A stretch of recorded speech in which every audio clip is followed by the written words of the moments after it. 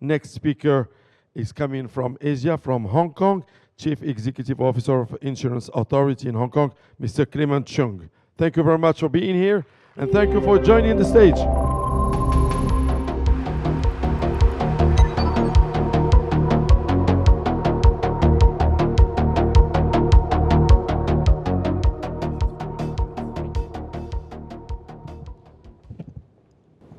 Good morning, everybody. Mr. Oliveira made my heart at ease because my proficiency in French is limited to ordering a cup of coffee. So listening to him and listening to your reaction, I believe I'm in good hands. Now, first of all, I would like to thank the FMA and the ACAPS for inviting me to Morocco, my first time here. And I believe that these kind of events are essential in building affinity, trust, and also networking.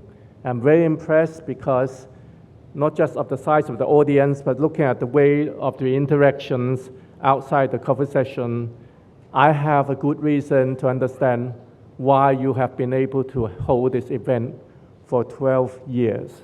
So everything is going strong, I believe, and I wish that this event will proceed from here and do even greater things in future. Now, let me first introduce ourselves. I am the Chief Executive Officer of the insurance regulator in Hong Kong.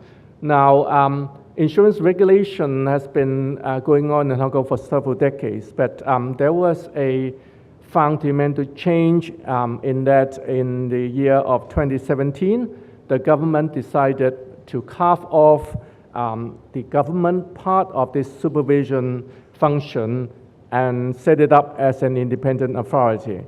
Now, it's not something which is very unfamiliar to a lot of you, but in that process, there is a very big change. The change is that we have evolved from a prudential supervisor, meaning that we're only concerned about solvency and in terms of capital deployment, into a full-fledged regulator that look after both policy holders' protection as well as market development. Now, that should be interesting to you because, in fact, that means we are not just concerned about how we regulate. We have to also look at how not to regulate. Now, this to a lot of people in the industry, I think, is a very interesting news. And secondly, we have to look at not just how to develop, we also have to look at how we innovate. So this is the theme of my presentation today. Now, again, a bit of background. Hong Kong is a very small place, about 1,100 kilometers, about 1,100 square kilometers, 7 million population, very small. But we are a pretty big market. In terms of the premium size, in year 2025, we are close to $100 billion US. We rank in the world 16th, but we're much stronger in life insurance. In life insurance, I believe we rank about 10th, and in terms of non-life insurance, we rank about 35. We've got the highest penetration globally, and we are the second highest in terms of density. These statistics are all open, but the question is, are we doing good? Are we doing successful work in terms of our market supervision? My answer is sadly no. We do not measure our performance simply by these business statistics. So how do we measure what we do? Goes back to the early two speakers. They talk about protection gap. I believe we all have KPIs. People in the industry, you have KPIs on profit, on level of premiums. I think for a regulator, the KPI is how well we fulfill the basic functions of insurance, which is to be a safety net for financial stability, economic resilience, and most important of all, for community protection. So there is a protection gap everywhere in different forms, but these protection gaps are opportunities for the industry, but yet it's a responsibility for the supervisors. So for us, we got to make sure that we don't just look at defensive safeguarding. In fact, it's a term I borrow from the Bermudan Monetary Authority. It says that we have to move from this defensive safeguarding mentality into a mindset which focuses on proactively enabling development of the market. So this is something which we measure our performance on, and I think it's something which is going to permeate through the rest of our presentation. And by focusing on that indicators, what do we do? And I'm going to show you 4 slides in total, because I want to limit my presentation to be a relatively shorter one. We're going to look at product innovation, and we are also going to look into how we create synergies with our neighbors in the region, and also with other jurisdictions around Asia. Now, with that, I'm going to start with my first slide, which I'm concerned about the first protection gap. In fact, again, Madam Miracle just now have opened this up for me very nicely. It's really about longevity. Now, Hong Kong, for some reasons, you all know that we're a small place, very congested, we have very high tension, pace very fast, cost is very high, but yet, we actually live longest. I think we are probably more or less neck to neck with Japan, but we have very high life expectancy. You can see that for men, they lived 83 years, for women, 88. And that trend is actually still accelerating. In another 40 years, we're going to see men living to 88 and women to 94. So our population is super aging. And again, we're not producing enough babies. So what happened is that 22% of our population is already over 65. And in about 20 years, in 2046, more than 1 in 3 of everybody living in Hong Kong will be over 65. You can imagine the kind of stress that is going to impose on our medical and our social welfare system. And this is something which is of burning importance. And the existence of a protection gap in this particular area means that a lot of people is going to have to rely on government. If we look at the left-hand side, the dependency ratio actually is deteriorating against the aging population. So this is something that is causing a lot of concern. Of course, living longer doesn't mean that you live better. So apart from the aging issue about retirement protection, we also have a medical care problem. In Hong Kong, we have a very strong public sector. About 50% of doctors work in public hospitals, but unfortunately, these 50% of doctors provide 90% of inpatient care. So public hospitals get very congested. On the other hand, private hospitals are relatively inaccessible because they are expensive. So as a result, there is a very, very key role to be played by the industry. About half the population now is covered by medical insurance, but unfortunately, only 20% of people over 65 are. So we have a job to do as a regulator as to how we can act to try to get insurance coverage more common, at the same time to make insurance to cover people who actually need that cover. People over 65 actually are the group that actually need insurance most, but unfortunately, in our case, only 20% of them against the average 50% are actually covered. So what do you do? The medical inflation is about 10% per year, and also the combined ratio of the industry is over 100%, so industry is losing money. So there is a very clear opportunity for the regulator to start to intervene. So in the last few years, we have introduced, in terms of product innovation, 2 new products. I'll be very short. One is a approved annuity product. They have very clear transparency. They are very well-controlled product design. And we provide people with a tax break, with a tax allowance, something close to $7,700 per person. And it was a great success since the year 2019, so it's about like 6 years ago. We have sold 370,000 these policies that brought in about 3.2 billion US dollars in terms of premium.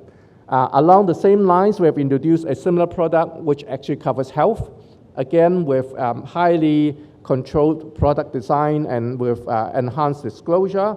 And during around the same period, about 6 years, we managed to sell 1.4 million. That's against a population of only 7 of these policies. And most of the people who buy these policies are young people. About half of the policies are being sold to people under 50. Now, for that, we give them also a tax break of about $1,000 US. So product innovation through a very tightly controlled product design, which benefits the policyholder, together with a relatively modest tax incentive, actually creates a big attraction, and it directs people's savings into the correct area, which is for retirement, protection, and medical care. So we have been doing quite well on this, and this kind of product is still selling, and, but of course, the question to be asked from us is how well we can do in creating more of these products. So this is perhaps the first sort of experience I want to share, because this is something which goes with product innovation. Now, but that's not enough, because there's only so much people can pay to buy insurance, and cost is always going high. As I said, Hong Kong is an expensive place to live in, and medical inflation is over 10%. So we start thinking, what else can we do? Remember what I said? First, product innovation. Second, synergies, complementary strength. So we decided to look outside of Hong Kong. Now, in case people are not familiar with Hong Kong, Hong Kong is part of China, of course, but because of our history, we are a part of China with a large amount of autonomy. We have a different legal system, different currency. We are even a different jurisdiction for insurance supervision. We have a slightly different dialect. So we have a lot of room to be creative. So instead of trying to work within Hong Kong and try to make people buy insurance, we start thinking, is there a way that we actually use the much larger space beyond Hong Kong to try to assist us in managing it? Now, this is what they call the Greater Bay Area. I think some of you might have heard of it. It's in fact the broader Guangdong province and Hong Kong. And you can see Hong Kong is just a very, very small spot right down south.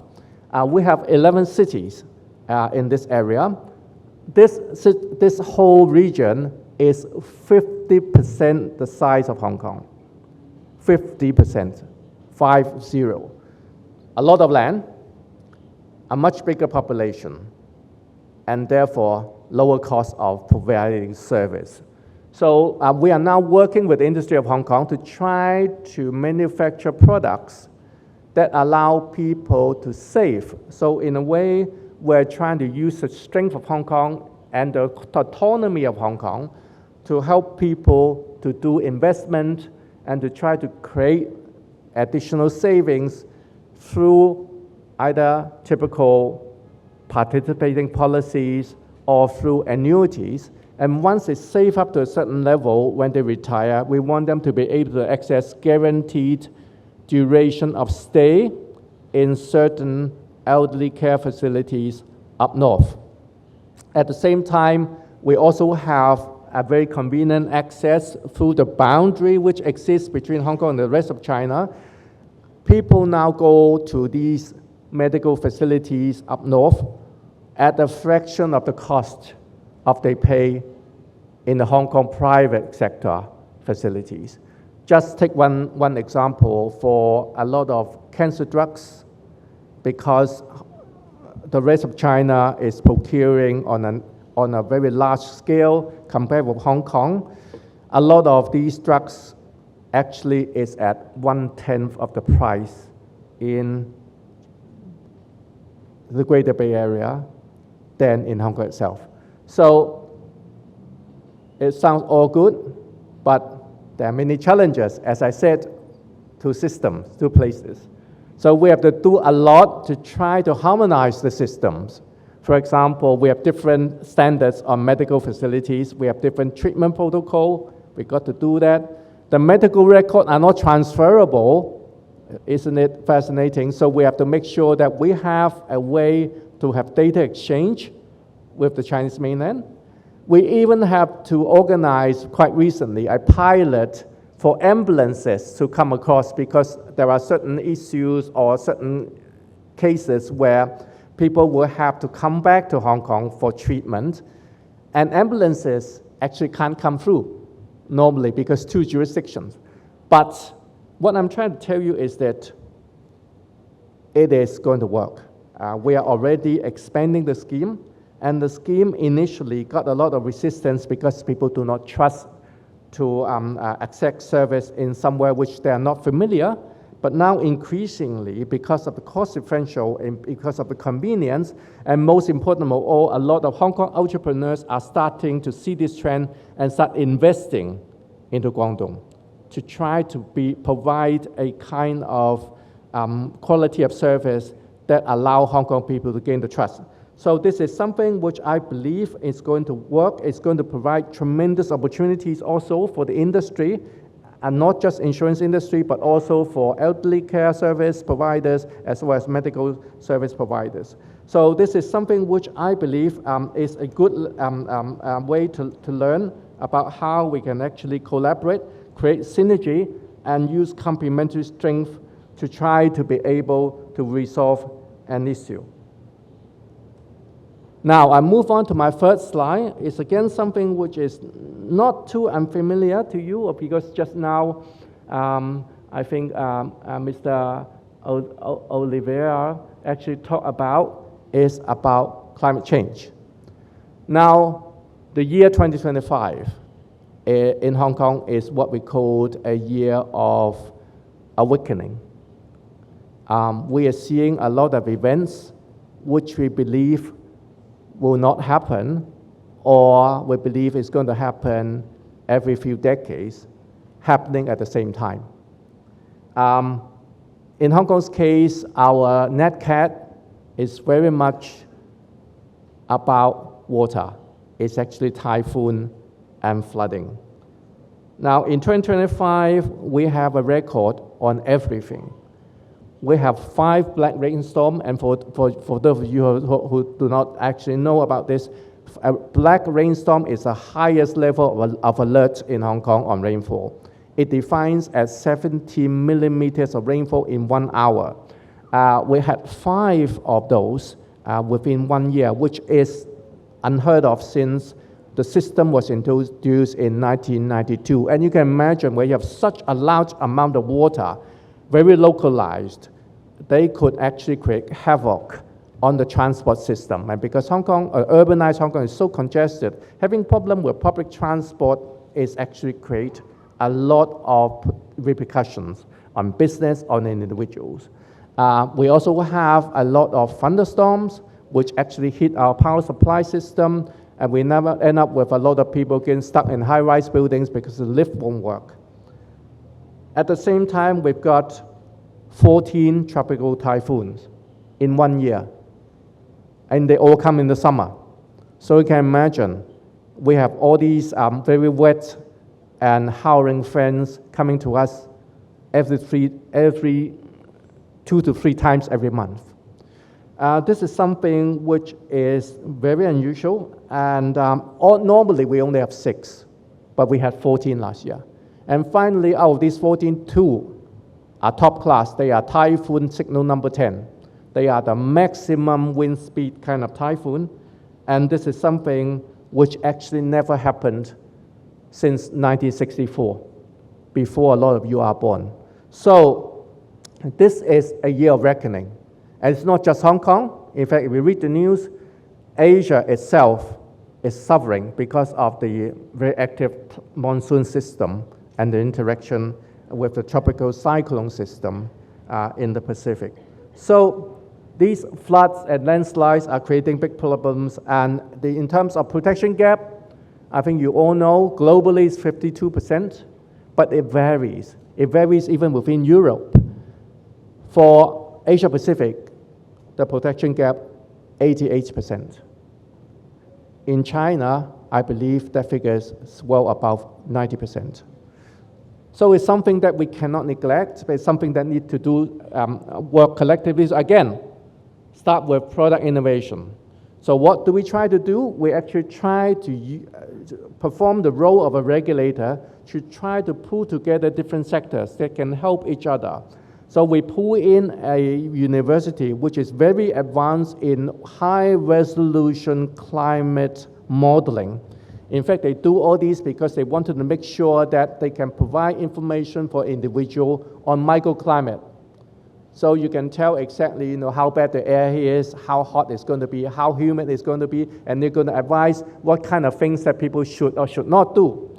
But those high-resolution models are only used for scientific purposes. We decided to convince the industry to come in and give claims data to help to train those models. Now, initially, a lot of resistance because of commercial sensitivity. Insurers don't even want to share information with each other, let alone share together with a university. But in the end, we worked together with the Federation in Hong Kong now, just like you. We managed to get them together. And we found out that, in fact, actually it's very useful because the high resolution that they provide allow insurers to underwrite a lot more precisely. Because as you know, Hong Kong is very packed. So if you can have high-resolution images, you'll be able to know exactly where will the worst flood happen. And that can allow them to price things better. That's not the only thing. That when they start knowing about that, they start feeling, can we actually use this model to predict things better? So we're now actually deploying AI experts to add predictive elements into that model. Now, our ultimate objective is to create a product, if it works, that allows the industry to pay up ex ante, means they will predict when a black rain is going to fall. They will provide people with a modest sum for them to do prevention ahead of the event. Of course, we have to make sure that there's reasonably certainty that this will happen. Otherwise, things will go to waste.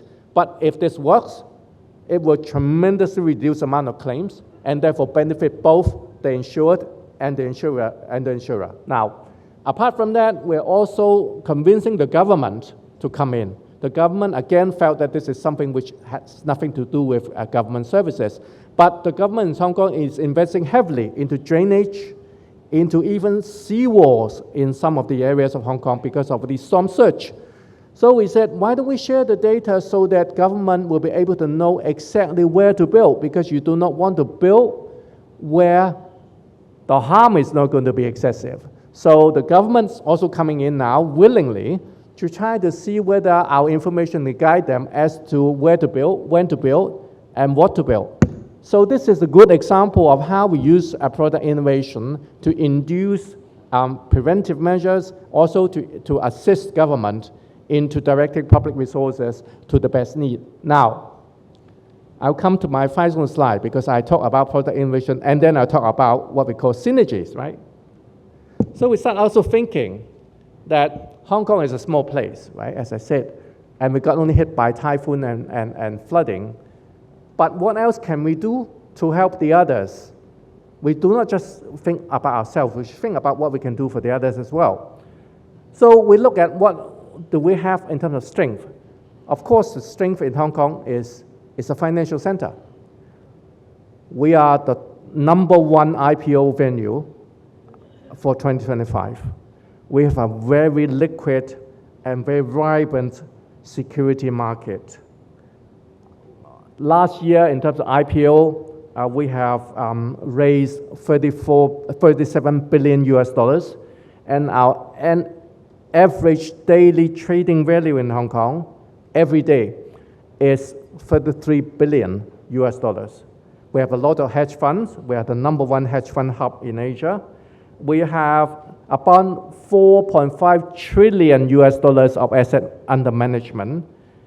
We also have about 3,400 family offices stationed in Hong Kong. So we believe that there is a very useful role that Hong Kong could play by moving towards alternative risk transfer, because you're talking about derivative, you're talking about cat bonds, and you're talking about how we can mobilize capital into a class of asset which provides good yield but yet maximum diversification. This is something that we do, so we created a scheme which is streamlined. We now approve application for formation of special purpose vehicles to issue cat bonds in 4 weeks. We provide a small sum of subsidy. That sum of subsidies has come to around about 800,000 US dollars for upfront cost. So we got reasonable response. Since we start doing it in 2022, we have issued $800 million US dollars worth of cat bonds.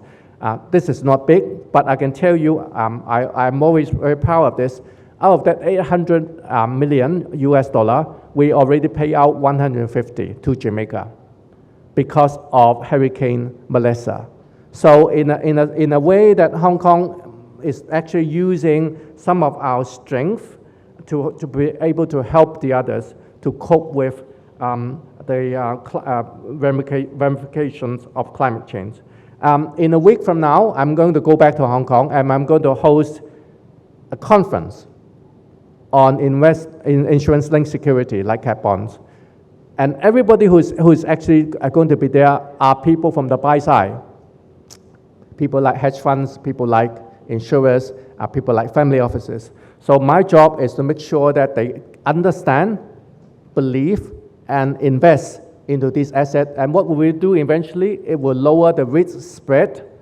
It will make cat bonds more affordable and then create a greater capacity and thereby benefiting all the people who are actually living under the threat of these particular disasters. Now, I come to the end of my conclusion, my presentation. I came a long way. I came from 11,000 kilometers away, okay? That's about 7,000 miles away. I flew 20 hours to come here. I do not come here to teach or preach. I come here to share and I come here to learn. In the next few days, I'm going to meet with CNSS. I will meet with a major health insurer. I will meet with the Morocco FinTech Center and also meet with your NetCat Scheme Fund. And all these are institutions that have done great work, and I think there are a lot that I could learn from there. Geography might have separated Morocco and Hong Kong, but I believe we are united by a common conviction to serve and to protect our communities. Thank you for inviting me again.